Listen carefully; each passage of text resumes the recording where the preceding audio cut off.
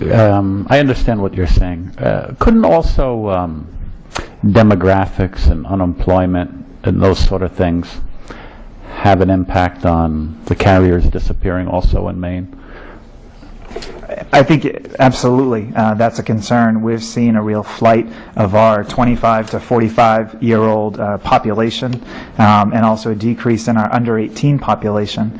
But I look at a lot of other states that have a graying population. You know, Florida has a much higher percent of its population over 65 than Maine. So I agree that that's a factor, and certainly we know that as all of us age, we use more health care. But yet I look at other states that seem to have a similar population and are still able to provide more choice. And one of my concerns, particularly being a young person, is if we can't attractively get young people to voluntarily buy coverage, then that alone is making it more expensive for the older people in our state. Okay, thank you. Thank you, Mr. Chairman. Just one question about the methodology. To the extent that not all health insurance plans are alike. They have the different varying levels of coverage and copays and deductibles and caps on benefits. Is that controlled in your analysis? It's a great question. This is what I did, and I tried to make this very transparent in the sources. I went on to eHealth, which allows you to enter your gender, your age, how many people are covered, and I looked at what plans are available for me, and I only looked at traditional health insurance plans. So they couldn't be mini-med plans. They just had to be traditional health insurance plans. And I just showed you what the range was, from the lowest cost to the highest cost. And then representative on the right side of the table is that apples-to-apples comparison that you're asking about, which I think is very important. Looking at a $1,000 deductible plan with drug coverage, so a traditional health insurance plan with a fixed deductible, and just showing you what the range is for that plan, because it is important to have that apples-to-apples comparison. Thank you. Thank you, sir. Senator Calabria. Thank you, Mr. Chairman. Have you had a chance to compare the proposal to Maine's law as it's written currently? We yes, but not as extensively as I would like to fully answer your question. Well, I think, and I'm sorry to interrupt you, just because I'm trying to get at what's the standard in Maine under the laws that's written. To me, the fact that it's file and approved is not necessarily by definition going to be the reason why folks have left Maine.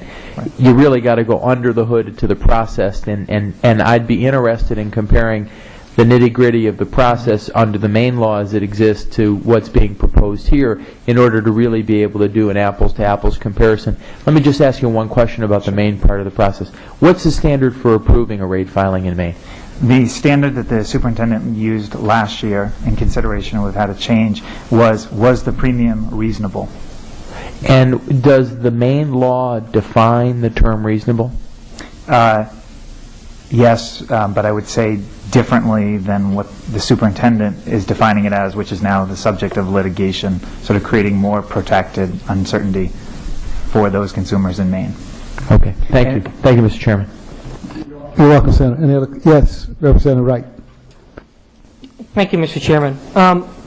Actually, Kevin already answered the question that I wanted to ask, which was what happened to the people that you said were losing coverage. You said that the number of people that you have that are uninsured actually has not been going up, but they've instead been going to state insurance.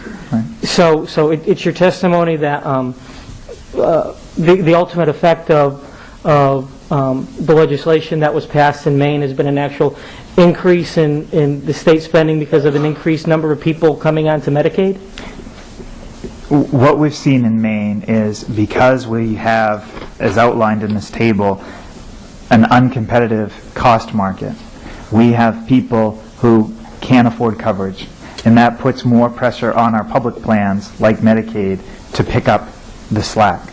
And so we have seen tremendous pressure on the part of the legislature to expand those public plans to give these people some place to go, because there is no private sector safety net in an affordable private individual market like you have here in Connecticut.